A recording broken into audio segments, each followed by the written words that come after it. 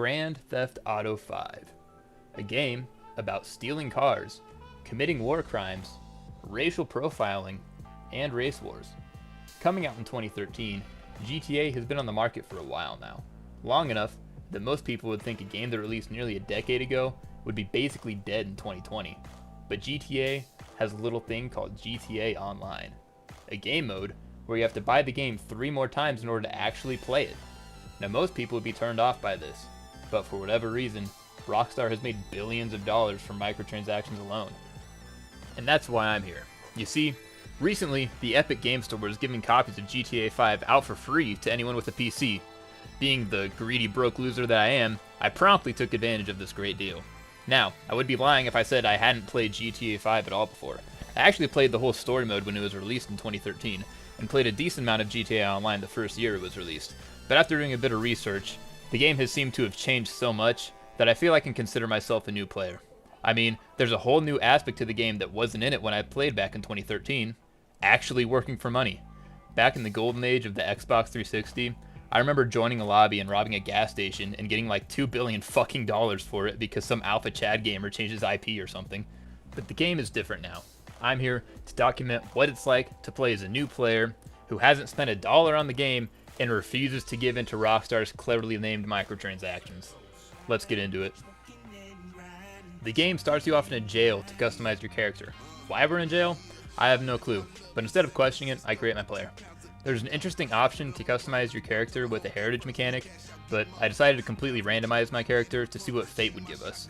Turns out, the game decided to give me the most trailer trash, white supremacist looking character I think I could have gotten. As for our name, I went to a basic white boy name generator, and it gave me the very obvious white boy name of Constantine. The game then takes us on the cinematic ride of a cutscene, but fails to take the game chat off the screen for this. Our character, who was just in prison, is now on a passenger airline for whatever reason. We then meet up with our apparent internet boyfriend, Lamar, Mr. Yee Yee ass haircut himself. Nigga don't hate me cause I'm beautiful, nigga. Maybe you got rid of that old yee yee ass haircut you got, you get some bitches on your dick, nigga. On the way to wherever Lamar is taking us, his windshield explodes, and no one questions it. Lamar then pulls up to a parking lot where we're apparently having a street race that I never consented to, but oh well. After absolutely fucking devastating Lamar, he gives me a tip on a drug deal to bust, so I do what any sensible person would do, and proceed to brutally massacre everyone there, track the guy running away with the product, and take the drugs for my own financial gain. After safely arriving at Gerald's house, I'm given my cut, Lamar proceeds to insult my style, and I take my leave. The game then doesn't really give me any direction on what to do at this point, so I steal a random guy's motorcycle, go shopping, and run from the police for 10 minutes. The game then forces me to go to a clothes store because Rockstar is anti-free the nipple, so I get a shirt that is perfect for Constantine. Lamar then calls me and insultingly questions my intelligence and tells me that I can shop at gas stations like I didn't just do that 15 minutes ago. But instead of questioning it, I make my profit, do a sick trick on this motorcycle I stole, and then decide I want something more than just a pistol. So I take my ethically obtained money and purchase all of the free weapons at the gun shop because I am a cheap piece of shit. After obtaining my new weapons, a telemarketer named Simeon calls me and says he's going to give me a free car, and I just have to obtain it and take it to a Los Santos Customs. With my infinite wisdom I have from the uncountable hours of gaming I have behind my belt, I decide that I should take advantage of this deal and find a pretty nice car to call my own.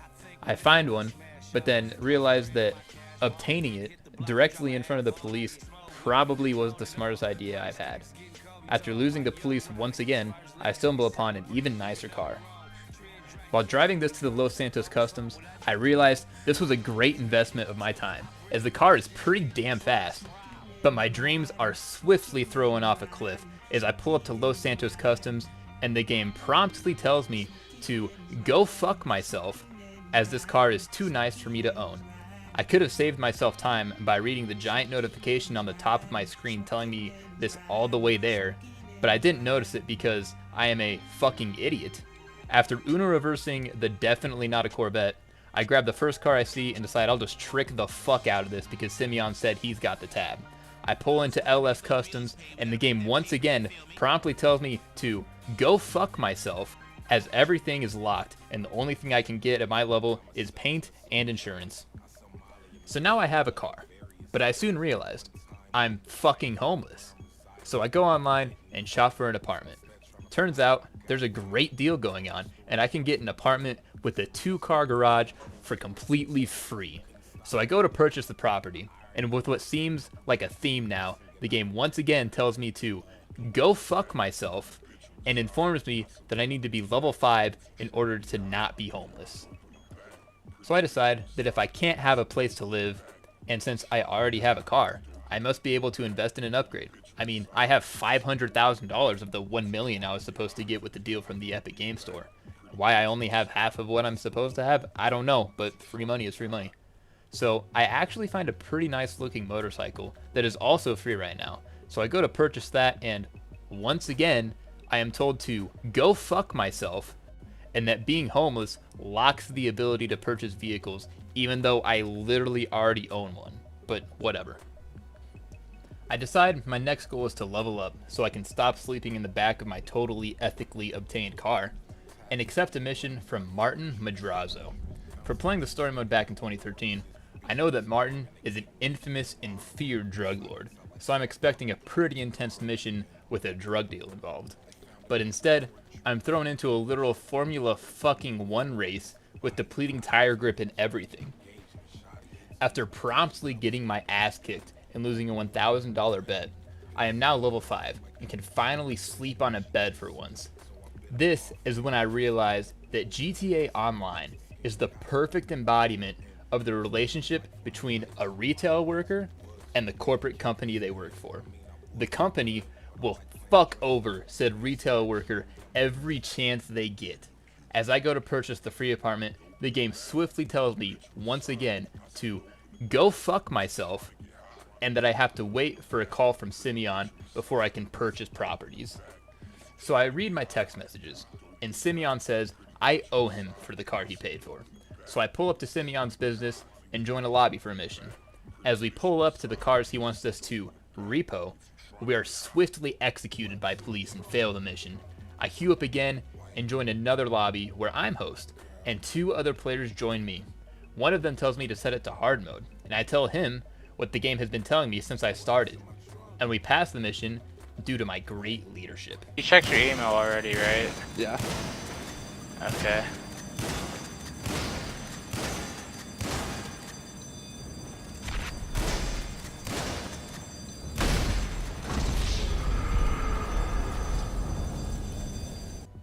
I expected Simeon to call me now that I've paid him back for the car, but after mindlessly driving around for 20 minutes with no call yet, I was starting to doubt that. I decided completely on my own, with no influence from Rockstar forums whatsoever, to go to this specific gas station and browse their chip section. Simeon then completely unexpectedly calls me out of nowhere and informs me that I can now not be homeless. I finally go and purchase the apartment and make my way to my new home. Now, seeing some clips of apartments before, I'm pretty excited to see how nice and sick this place looks.